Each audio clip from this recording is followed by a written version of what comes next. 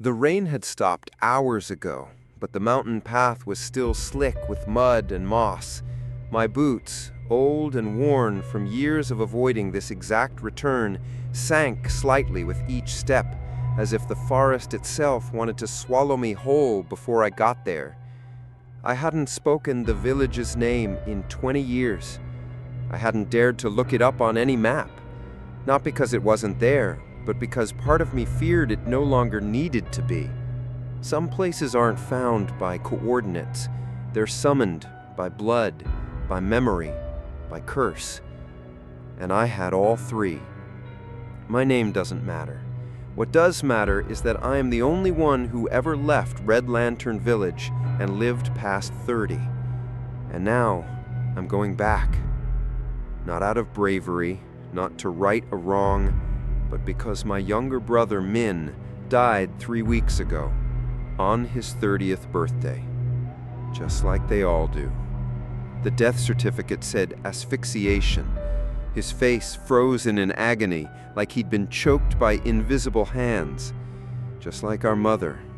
Just like our father. Just like everyone. I had promised him if anything ever happened to him before 30, I'd go back. I'd record everything. I'd tell the world, even if no one believed me. So now, here I am. One hand clutching my old camcorder, the other wrapped around the necklace he gave me as kids, a tiny jade lantern cracked down the middle. The village gate appears out of the mist like a memory pulled from the fog. Still the same wooden arch, rotting but unbroken, with 2 red lanterns swaying on either side. They glow, not lit by fire but something colder, a red that feels wet, alive. I don't remember them ever being off, even when we were kids. I hesitate at the entrance. Because here's what you need to understand before we go further. No one in Red Lantern Village lives past the age of 30. Not one. Not ever. And now, I'm 30. If you're still here, then I need you to listen closely, not just with your ears, with your bones, with your breath, because some truths are too old to be told in words alone. The moment I stepped past the archway, something shifted in the air, like crossing through a membrane. The temperature dropped. The sound of insects disappeared. Even the bird song, which had followed me through the trees, faded like a curtain falling. The silence here wasn't peaceful. It was deliberate, heavy, like a breath being held. The path through the village was exactly as I remembered it. Narrow, cobbled with uneven stone, flanked by wooden homes whose shutters had not moved in decades. The wood was aged, splintered by time, but not rotting. It was as if the village had chosen to pause mid-decay, caught forever in that thin line between life and death. But what struck me hardest wasn't what had changed, it was what hadn't. The houses still had red lanterns hanging by their doors, still glowing, still swaying, even though there was no wind. The same soft flicker, pulsing like a heartbeat. I stepped closer to one of them, my hand reaching up without thinking. The red paper felt damp, warm, almost like skin, and I could swear the surface shifted slightly under my fingers. I pulled back, fast. No one came out of the houses to greet me, but I knew they were watching. Behind every shutter, every curtain. The villagers, if you could still call them that, never welcomed outsiders, even when I was young, especially not those who left and dared return. I walked deeper into the heart of the village. The silence followed like a shadow. I remembered something Min once said to me on the phone, just a year before he died. They don't look older, you know, not at all.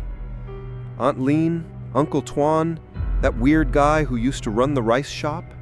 They looked the same. Like the same exact faces I remember from when we were 7. It's like the village has no time. I hadn't believed him. I believe him now.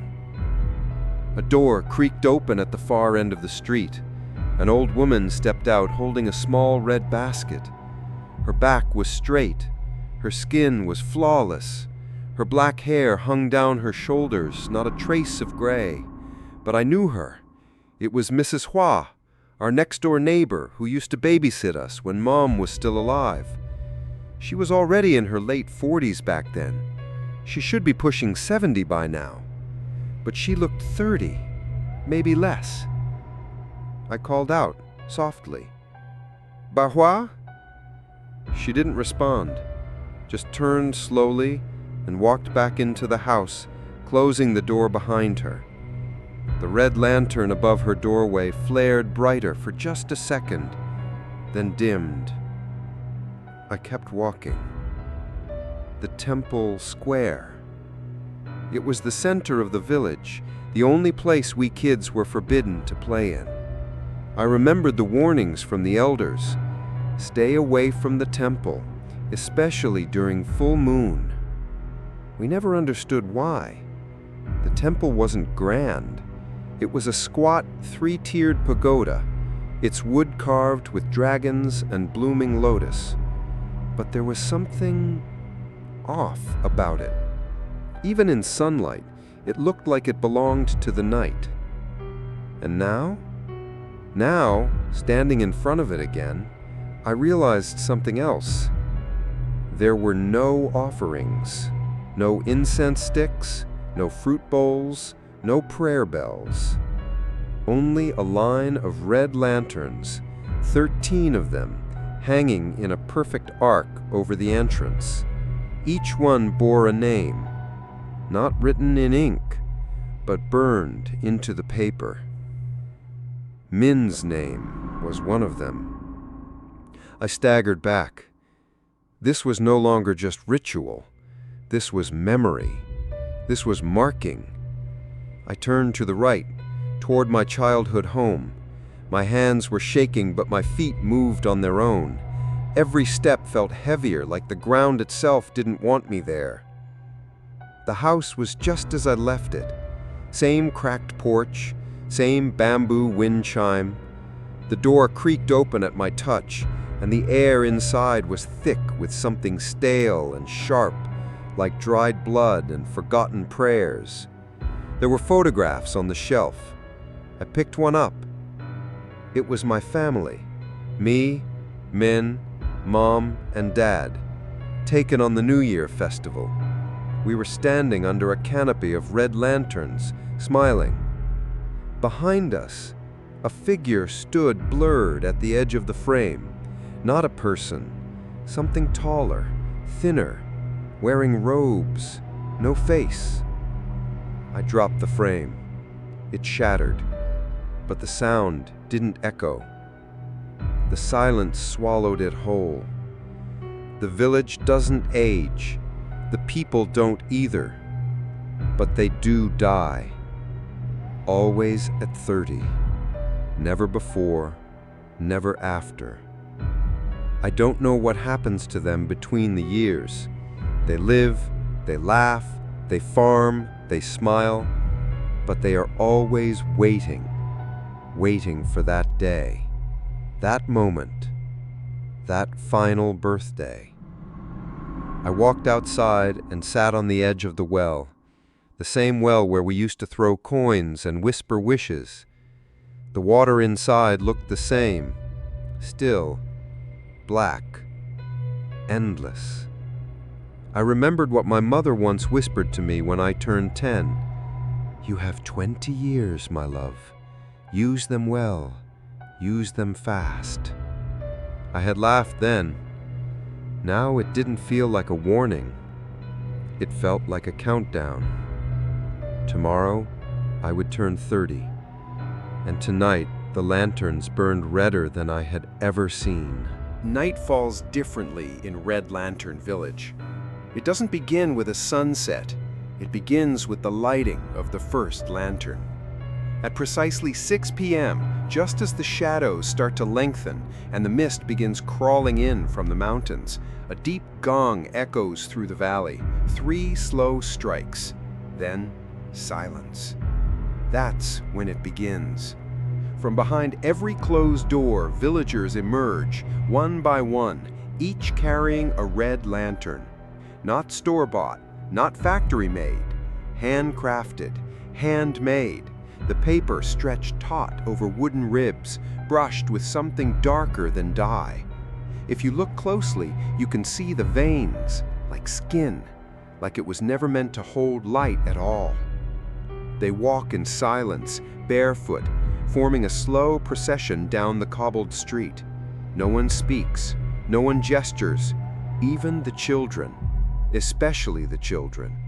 Their faces are blank, eyes slightly glazed as if they are under some kind of spell, or worse, fully aware. I watched from the shadows behind my childhood home. I didn't want to follow, but I had to, because tonight was the full moon, and tonight they were going to the temple. The temple square looked different under moonlight. The lanterns above the gate glowed so brightly they painted the ground in a wash of red. The villagers entered the courtyard and formed a circle, placing their lanterns in a perfect ring around the stone altar in the center. There was no priest, no ceremony leader, just silence. Then, as if summoned by breath, the doors of the temple opened. Out stepped an old man I did not recognize. He was tall but slightly hunched, bald, wrinkled like dried paper. But his eyes were sharp, too sharp. And in his hands he held a single white lantern. It stood out like a bone in a pool of blood. He walked to the center and placed the white lantern on the altar. Then, slowly, he pulled out a scroll, not modern paper, ancient parchment, brown and curling, and he began to chant, low, guttural, in a language I did not understand. It wasn't Vietnamese, it wasn't Chinese, it wasn't Japanese, it was older, something primal. Each syllable seemed to scrape against the air like a blade. The crowd responded not with words, but with a hum, a deep, throbbing hum that vibrated in my bones. It built and built until it didn't sound human anymore, until it sounded like a hive, a beast, a thing with too many mouths. And then they brought out the offering. It was a young man, bound, gagged, eyes wide with terror.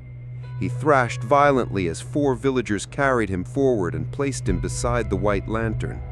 I recognized him, a boy from school, Fook. He was always quiet. He had always been kind. He had just turned 30. They removed the gag. He screamed, begged, pleaded, cried for his mother. No one moved. No one even blinked.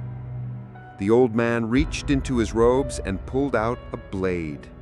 It was small, ritualistic, made of blackened iron, etched with the same symbols I saw in the forbidden house from before, symbols that seemed to crawl the longer you looked at them. The blade kissed Fook's chest, a single cut, shallow but precise, just over his heart. He convulsed, his eyes rolled back, the lanterns flared, and then the light entered him. I can't describe it any other way. The glow from the red lanterns bent inward, coalescing like smoke, and funneled into his chest. His body arched violently, then collapsed. Still, empty, gone. The villagers hummed louder. They raised their lanterns to the sky.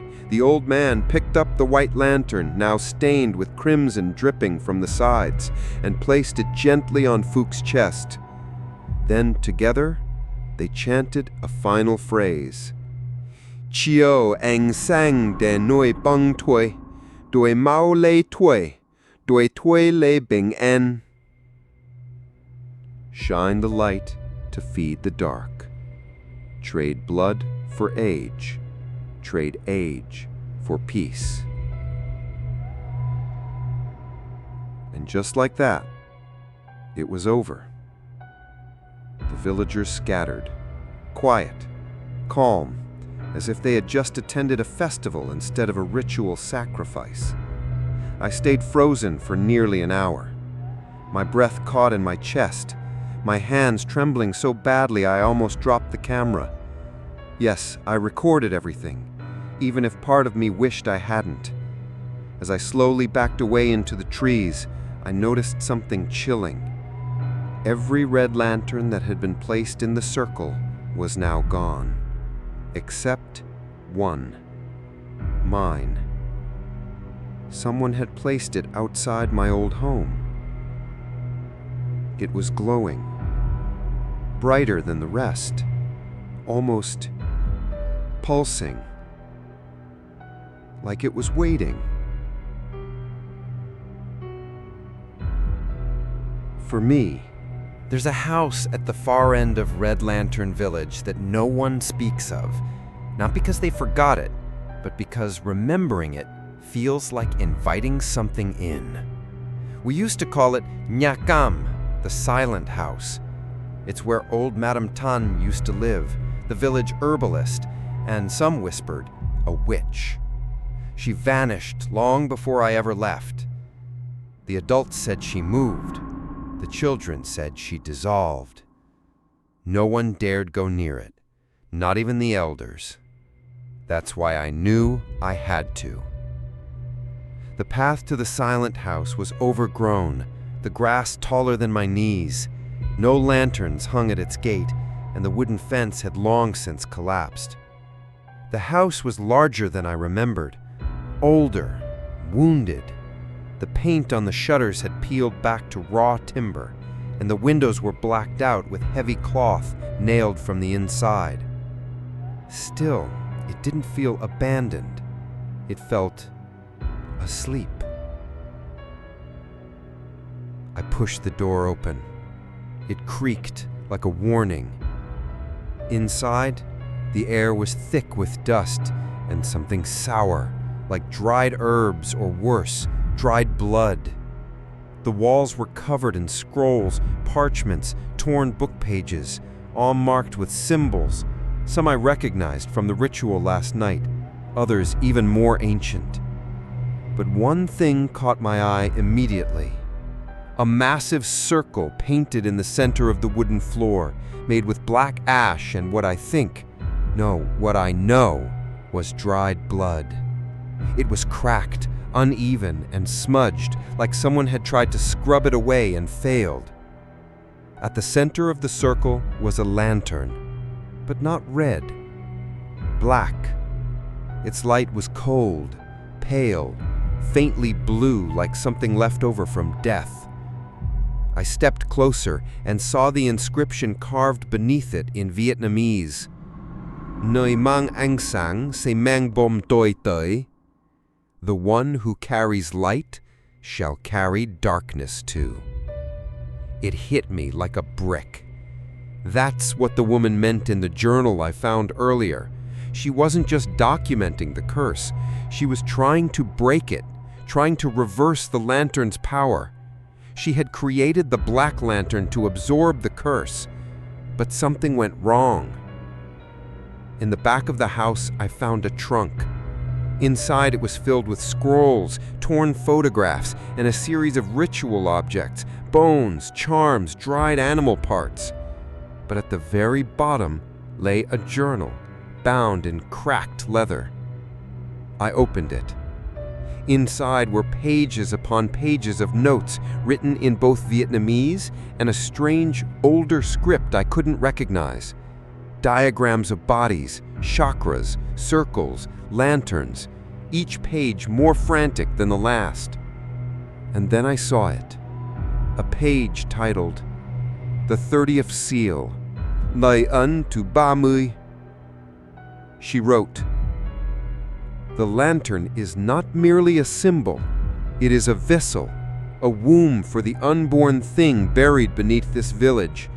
Each red lantern is fed by blood, but the black one was created to starve it. I tried once, during the blood moon of 1957. I placed the black lantern atop the altar and recited the reversal. But they stopped me. They knew. They always knew. And now I am cursed to never die, never live.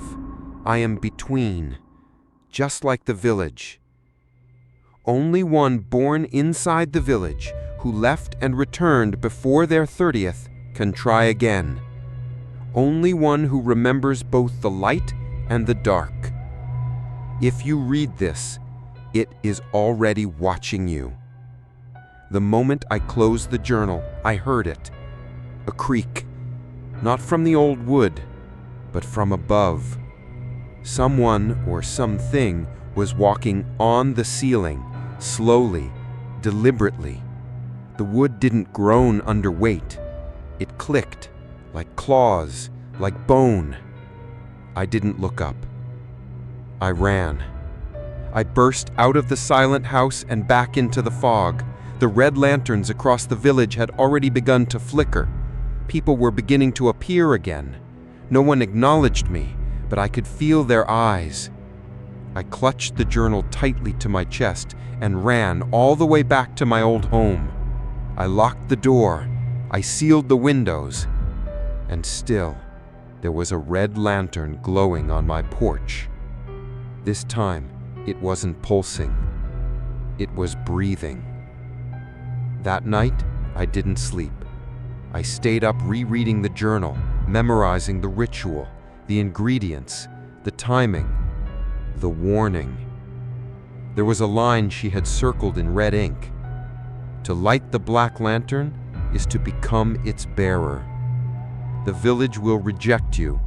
The dead will hunt you. The unborn will call you father. But it is the only way to end it.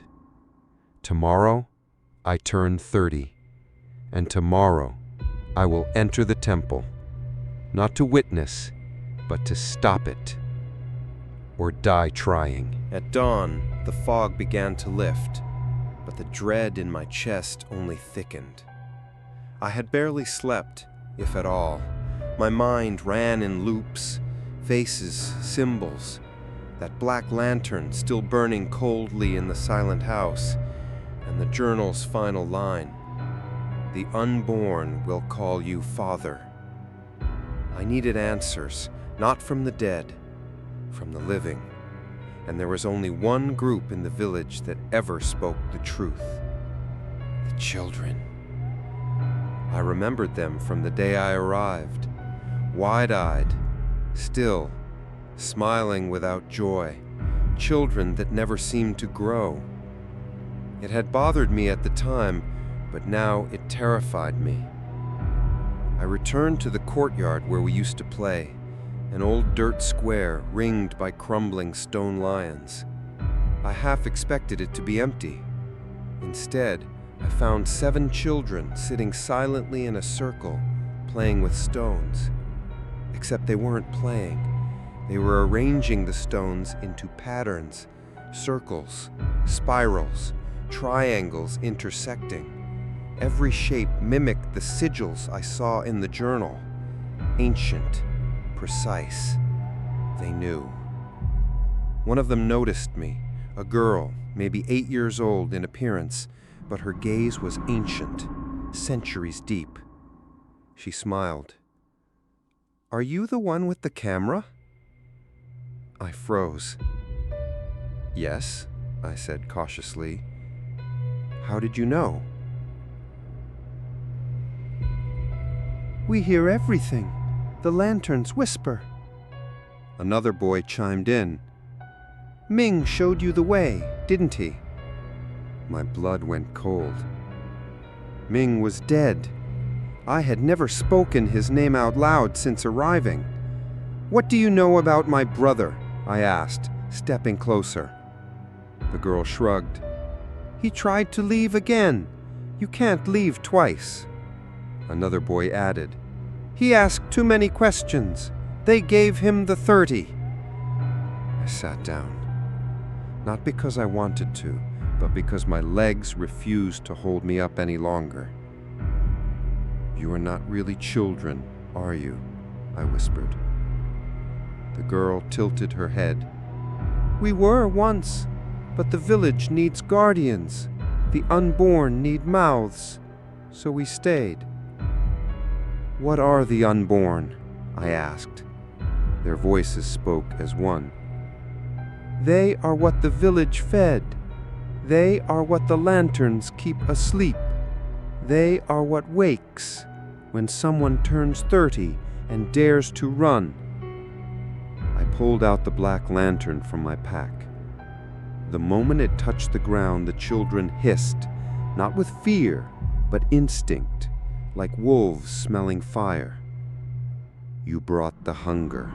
It will feel you now. It will look for you." "I don't care," I snapped. "Tell me how to stop this." The children exchanged looks. Then the girl stood up and walked to me. She reached into her sleeve and pulled out a small bone whistle, carved with the same spiral pattern I'd seen on the temple altar. She placed it in my hand. "Blow this when the red goes dark. Only then."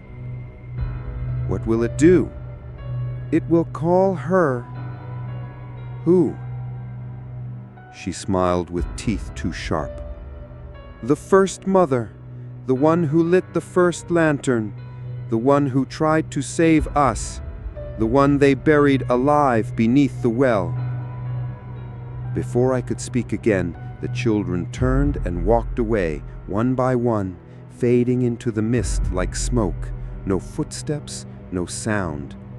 I was left alone in the courtyard, holding the whistle and the black lantern, realizing for the first time this wasn't just about curses. It was about birth. Something wanted to be born.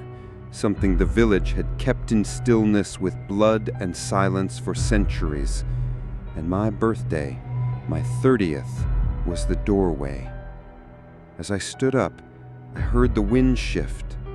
A single voice, soft and familiar, drifted through the air. It was Ming's voice. I turned.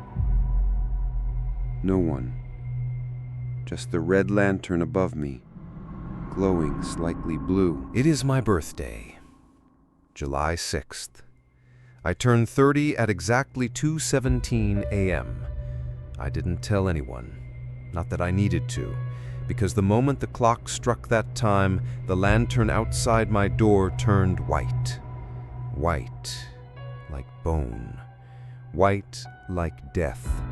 White like the one I saw at the ritual 2 nights ago, placed gently on Fuch's chest before he went still. I stared at it through the window. It wasn't flickering. It was pulsing, in rhythm with my heartbeat. I backed away, breath shallow. In the silence of my old house, the walls began to creak, first the back wall, then the roof, then the floor, like the house was breathing with me, through me. Something was coming. Something that had been waiting exactly 30 years. I grabbed the black lantern, the journal, the bone whistle, and my camera. Slung it all onto my back. There was no more waiting, no more hiding. If I stayed, I'd be taken. If I ran, I'd be hunted. So I chose the third path, to end it. I stepped out of the house. The air was thicker than fog, more like syrup. It dragged against my skin, trying to slow me down. The village was empty. Not a single door open, not a single voice, only the sound of my own feet against stone. Then I heard it. Laughter, faint, childlike, echoing from nowhere. And then sobbing, from behind shutters, from underground, from the trees. It was the sound of people being born wrong. When I reached the temple square, the 13 red lanterns were already lit, swaying violently, though there was no wind. The stone altar stood at the center, empty, waiting. I approached it slowly, every step echoing like thunder. I placed the black lantern on the altar. Nothing happened. Not yet. I lit it using the match from the journal's pouch, one that had been soaked in her blood decades ago. The flame was cold, blue, silent. And then I blew the bone whistle. At first nothing, then a vibration in my chest. Then the ground cracked. The center of the courtyard split open with a dry snap, revealing a staircase of twisted stone spiraling downward into pitch-black darkness. From the opening rose the smell of earth, decay, and something ancient. Not dead, not alive, but waiting. And from the shadows, she came, the first mother. I will never forget her. A woman, not young, not old, her face pale and cracked like porcelain left too long in the sun. Her eyes were black voids. Her hair floated around her head as if she were underwater. Her fingers were stained with centuries of blood. She didn't walk. She floated, as if unchained from this world. She looked at me, and in my head her voice said, "You bear the black light. You are the last seed. You may choose to end the feeding or to feed it yourself." Suddenly I saw it, the truth. Visions rushed into me like a flood.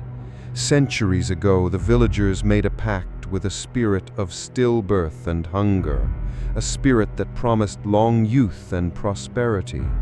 In exchange for blood, every 30-year-old would be offered. Their life fed into the red lanterns, which sealed the womb beneath the well, a womb that carried what was never allowed to be born. The first mother had tried to stop it. She created the black lantern to starve the spirit and close the womb forever. But she was betrayed, buried alive beneath the well, kept awake by the lanterns and their glow.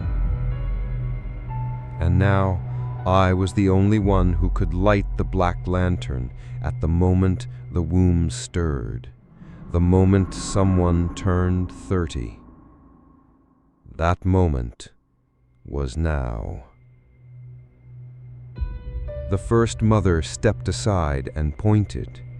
Behind her, crawling up from the spiral of stone, came the unborn. It was not one creature. It was many, fused into a single mass of limbs, crying mouths, blind eyes, screaming in every voice I ever loved. Min, my parents, myself. It reached out with arms made of faces, of memories, of regrets. "Join us," it moaned. "You were always ours." I gritted my teeth and lifted the black lantern high. Its light flared. The unborn screamed, recoiling like flame meeting flesh. I began reciting the reversal ritual from the journal. The words tasted like metal, like dirt, like ash. The ground began to shake. The lanterns above the temple burst one by one, raining red sparks into the night. The villagers emerged, eyes wide, mouths open, shrieking in fear. The children screamed and vanished into the fog. Then, silence. The black lantern's light grew brighter and then dimmed. The temple crumbled, the altar cracked. And the unborn? Gone. Only ash remained. The first mother looked at me one last time and whispered, "Thank you. Now you must leave, or you will take its place." Then she stepped backward into the spiral and vanished. I stood there, alone, holding a lantern that no longer glowed. I had survived my 30th birthday, but I no longer belonged here. The village was dying, or maybe, finally, it was being allowed to. I thought it was over. I thought extinguishing the unborn, shattering the altar, and lighting the black lantern meant salvation. But Red Lantern Village is not a place that releases its children so easily, especially not the ones who defy its rules. The morning after the ritual, I woke up on the floor of my childhood home. The sun pierced through the cracks in the roof, something it hadn't done in decades. For the first time since I arrived, I could hear birdsong, wind, life. The red lantern outside had turned to ash. I stepped outside to find the village still, not in the usual way. This was true stillness. Doors hung open, tables were set, chairs sat pulled out, but no one remained. No villagers, no children, no footsteps. Just the faint smell of smoke and salt in the air. It was as if they had all been lifted, taken, or released. I should have felt peace, but I didn't. I felt watched. I returned to the temple ruins, hoping to bury the black lantern as the journal instructed, to prevent anyone else from ever trying to use it again. But the ruins were gone. In their place was a gaping hole in the earth. The spiral stairs had returned. The womb was not sealed, it was awake, and something else had crawled into its place. That night, I felt the first symptom. My hands began to ache, every joint locking, cracking, refusing to move. I looked in the mirror and saw a rash blooming under my neck, red lines winding like vines. My breath grew shallow, my eyes bloodshot. Then came the dreams. I saw Min, naked, pale, hovering over a bed of bones. His eyes were not his own. His mouth was sewn shut. Behind him towered a shadow, twisted, robed, faceless. The figure reached out and whispered, "You broke the cycle, so now you must become it." I woke up choking, blood in my mouth, red stains on the pillow. The journal had warned about this. It called it the Red Death, a curse placed upon any soul who severed the pact without offering a replacement. By ending the cycle, I had robbed the village of its offering. And now the debt demanded a vessel, a host, a new lantern, me. I packed my things to leave. I thought if I could reach the mountain pass, maybe I'd escape. Maybe I could burn the house, bury the journal, never speak of it again. But as I passed through the village gate, I stopped, because hanging from it was a new lantern. Not red, not black, but crimson, with veins pulsing like it was alive, and written across it was my name. I ran down the mountain trail, through mud and broken branches, feet raw and lungs burning. But no matter how far I went, the lanterns followed me. They hung from trees, from rocks, from nothing, just swaying, breathing, whispering, and in the wind I could hear the village calling me back. You are the 31st, the first of the new. Come home, become the flame. By nightfall I collapsed, not from exhaustion, but from the transformation. My skin blistered, my bones cracked. I could feel something moving inside me, not like a parasite, but a memory trying to take root. I looked down at my chest, and in the reflection of my phone screen, I saw the flicker of flame beneath my skin. A lantern was growing inside me. And in that moment I realized I hadn't broken the curse.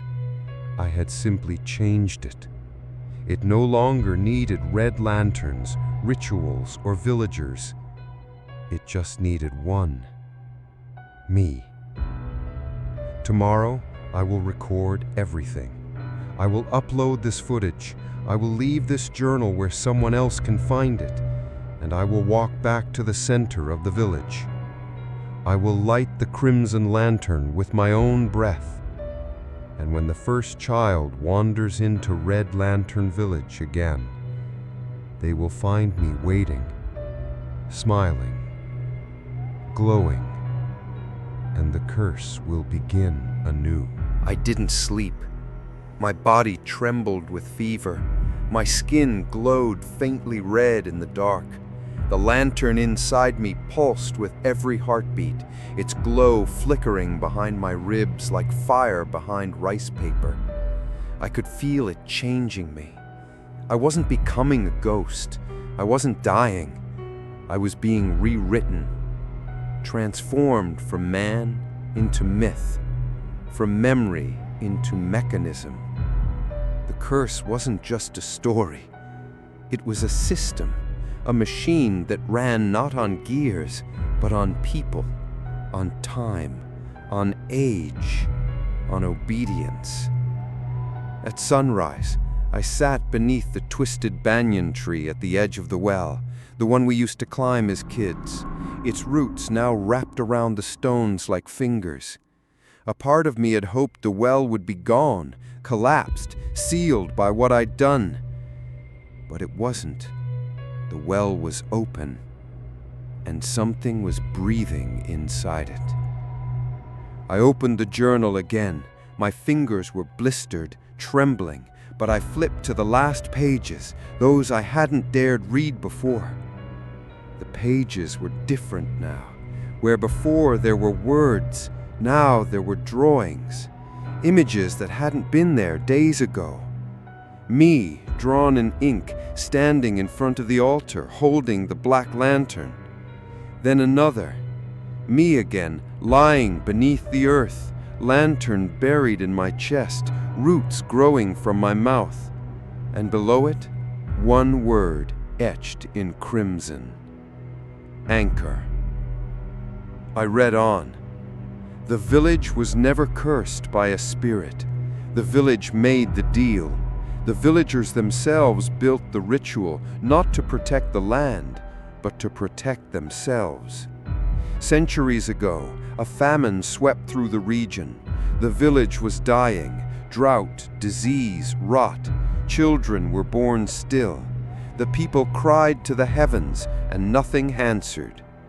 So they turned downward, into the well. They dug until they struck something. Not stone, not soil, but flesh, a womb, a mouth, a thing without form, ancient and hungry. It whispered a promise. Feed me age, feed me breath, and you shall be young, you shall be spared. So they offered their 30s, and the village bloomed. Suddenly, everything made sense. The youth, the long life, the red glow, the children that never grew. It wasn't a curse passed down. It was worship. And I had simply become the new priest. not by choice, but by prophecy. I threw the journal into the well, but the wind blew it back up. Pages fluttered, screaming like birds. A laugh echoed up from the darkness, my own voice, warped and ancient. Then came the names, whispered on the wind. Min, Fuk, my father, my mother, me. Then a new one, the child yet born, the next to light the lantern, the next to serve. The curse isn't tied to this place anymore, not to the village, not to the soil. It's tied to me. I am the vessel now. Wherever I go, it will go. Wherever I breathe, the flame will flicker. And when I speak, the old words will be spoken.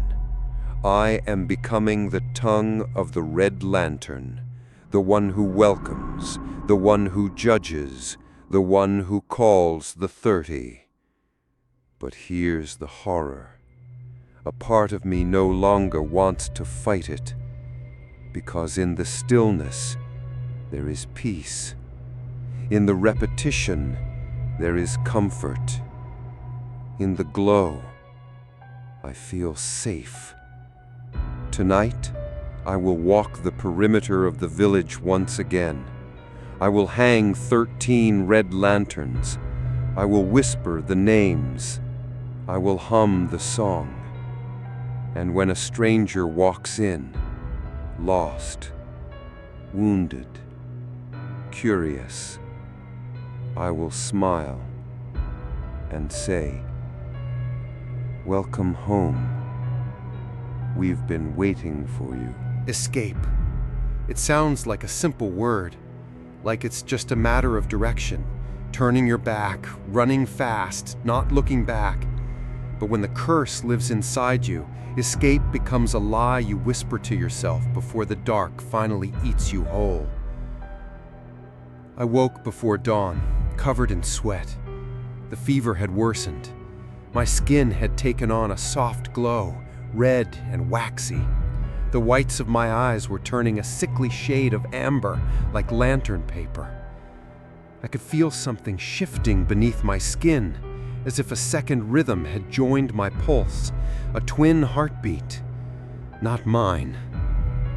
Still, I had to try. There had to be a way out.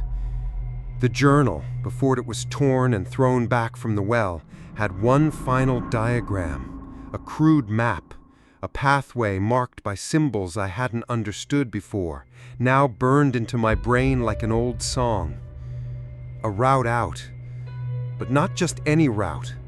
A trail through the forgotten forest beyond the cemetery, where the oldest trees bend away from the sky and the ground hums with roots that remember fire. The note had only 3 words beside it. The path blinks. I didn't know what that meant, but I followed.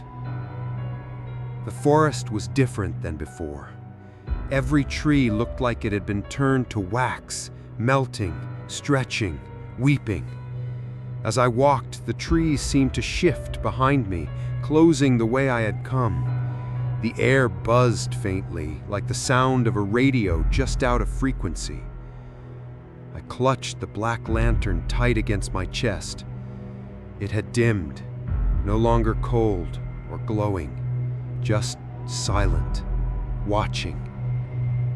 Each step forward felt like walking through glue. Then I saw it, the bend, the place where the earth dipped into an unnatural ravine lined with rotting prayer flags. This was the path that blinked. I stepped onto it. The world shivered. Suddenly, I was no longer alone.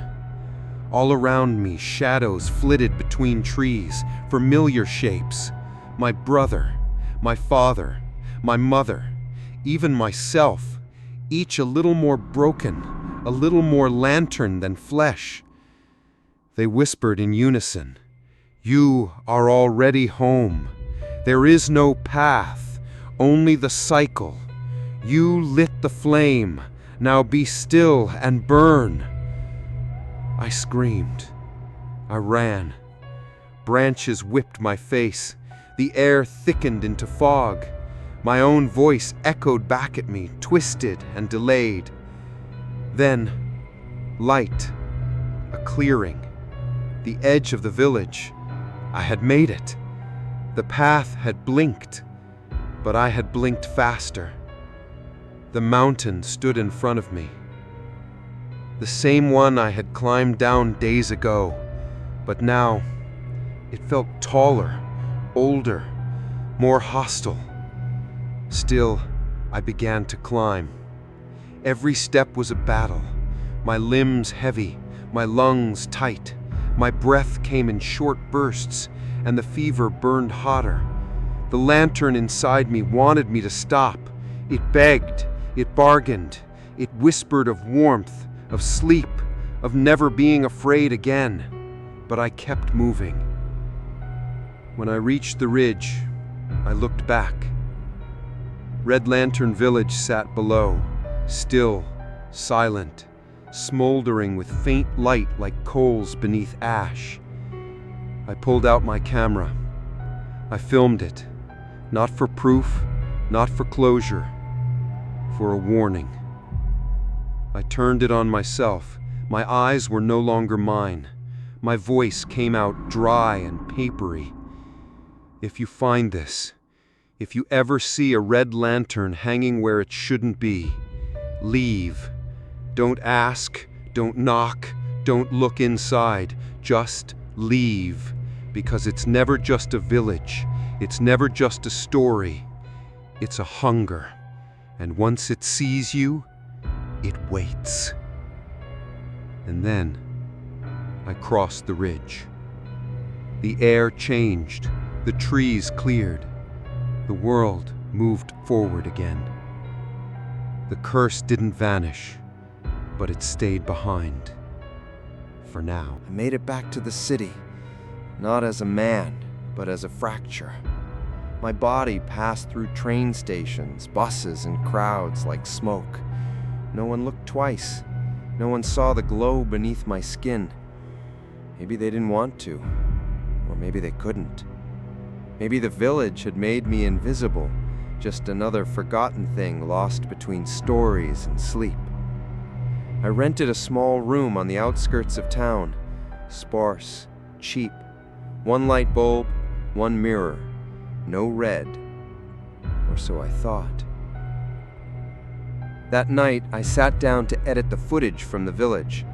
I had to force my hands to move. The tremors hadn't stopped.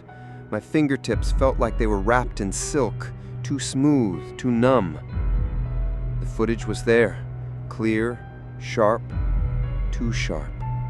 The red lanterns, the children that never aged, the ritual, the black lantern, the first mother. Even the moment I screamed into the clearing, bloody and changed. It was all captured. I uploaded a private copy to the cloud, then another and another, just in case. Something deep inside me knew this video wouldn't stay with me long. And I was right. The next morning, the footage was gone. Not just deleted, corrupted. Each file renamed to one word: home. And every attempt to recover them triggered the same message: access denied. You've already been called. My laptop's fan spun louder than it should have. The screen flickered, and for a split second I saw my face reflected back, but younger, smiling, eyes glowing red.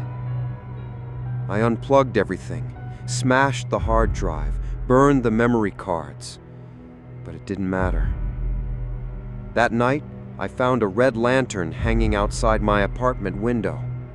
No one could have put it there. I live on the 9th floor. It didn't flicker. It watched. I closed the blinds, taped the edges, but still, red light bled into the room like blood through gauze. And then came the whispers. You left, but you are not gone. You are the seed now. Wherever you are, we are. I started seeing lanterns everywhere, at the market, on strangers' porches, reflected in puddles. At first they were faint, blurry, the kind of things you could blame on stress. Then they became solid, real, touching distance. One night I walked by a park near my building. At the far edge stood a small wooden structure I had never noticed before. A shrine? A rest stop? But no. It was a gate. A wooden arch, ancient, carved with symbols I could now read without trying, words that chilled me. Everywhere you go, we are already waiting. Hanging from the gate, a single red lantern, glowing, breathing. I turned and ran. When I got home, my door was open. Inside, on my table, sat a box, unmarked, wrapped in old silk, stained with age. I opened it. Inside was the black lantern. I had buried it. I had left it behind. And yet here it was, whole and lit. A letter was folded beneath it, written in familiar handwriting. Ming's.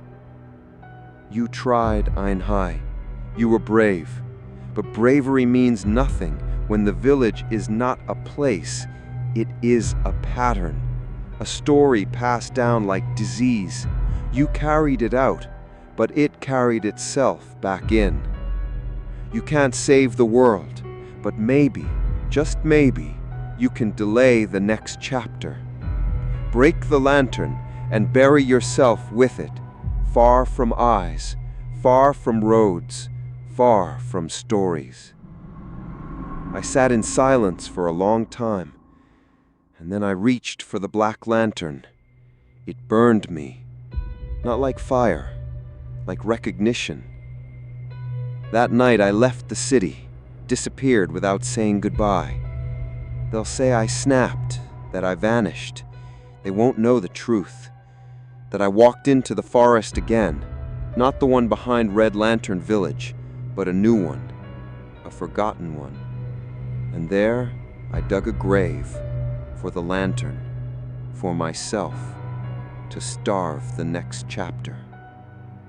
But if you're hearing this now, if you're watching, if you've ever seen a red lantern glowing where it doesn't belong, then it found a way out. Then I wasn't enough. Then the village has started over. And this time, you are the story. If you've come this far, it means one of two things. You think this is just a story, or you've seen one. One red lantern. Just one. Hanging where it doesn't belong. Not during a festival, not in a movie, not in your dreams, but in real life. Real light, real glow, real breath. Then let me tell you something you won't find in any article, news site, or ghost podcast. The village never needed a place. It only ever needed a witness. One person to see the light, to feel the pull, to carry the seed. Because the curse is not tied to a mountain, a well, or a house. The curse is tied to memory, story, belief. When I buried myself in that forest, I thought I had severed it. The black lantern cracked in half beneath my chest. The earth swallowed me, and for a time, the whispers went silent. But stories don't die when you bury them. They just wait for someone to dig them back up. I don't know who found the footage. I don't know who pieced together this journal, or where you got the audio, or why you're still listening. But I know this. If this story reached you, then the last lantern isn't gone. It just changed hosts. Somewhere, right now, a teenager is scrolling through urban legends. A traveler is hearing about a village with beautiful lanterns from a local. A man is passing an alley just before midnight and catches something red glowing where there should be nothing. And someone, maybe you, will say, "It's just a story. That's not real. It's probably for decoration." And you'll walk on. Maybe the first time, nothing happens. But then it follows. A second lantern. A whisper in the hallway. A face in your phone's front camera that isn't yours. Until one day, on your birthday, you look in the mirror and your skin glows faintly red. The curse isn't about dying at 30. It's about never truly living past it. It's about reaching the age where stories no longer scare you because you've convinced yourself you're too old for monsters. But monsters love 30. It means you're ripe. You're ready. You've forgotten how to run. So if tonight you see a red lantern outside your window and no one remembers putting it there, and it's glowing a little too bright, a little too alive, then I have one last thing to tell you. Don't look away. Don't run. Don't scream, because it already knows your name. And the village, it never needed gates. Only you. There are villages that don't appear on any map. There are stories that aren't written in any book. And there are curses that don't need blood, only belief. The story you just heard is not just a ghost tale. It's the blueprint of an ancient machine, a system fueled by age, memory, and silence. Red Lantern Village was never meant to be explored. It was meant to be avoided. It doesn't care if you think it's real. It only needs you to listen. Why does no one live past 30? Because the village doesn't allow people to grow beyond its reach. It holds you at the age where dreams begin to rot, where ambition gives way to safety, where you become tired of fighting. 30 is when most people stop running. That's when it calls you home. This story ends with a survivor who becomes the new gatekeeper. There is no escape, because the curse no longer lives in a village. It lives in us. It spreads through words, screens, stories, and files. Each view, each whisper, each time someone asks, "Have you heard about the village where no one lives past 30? It grows, it waits, it learns. So why tell you all this? Not to scare you, not to entertain, but to warn you. Some red lanterns should never be touched. And if you ever see one, hanging where it doesn't belong, glowing too brightly, breathing just slightly, then remember, don't open the door, don't get closer, and above all, don't turn around, because Red Lantern Village is still waiting.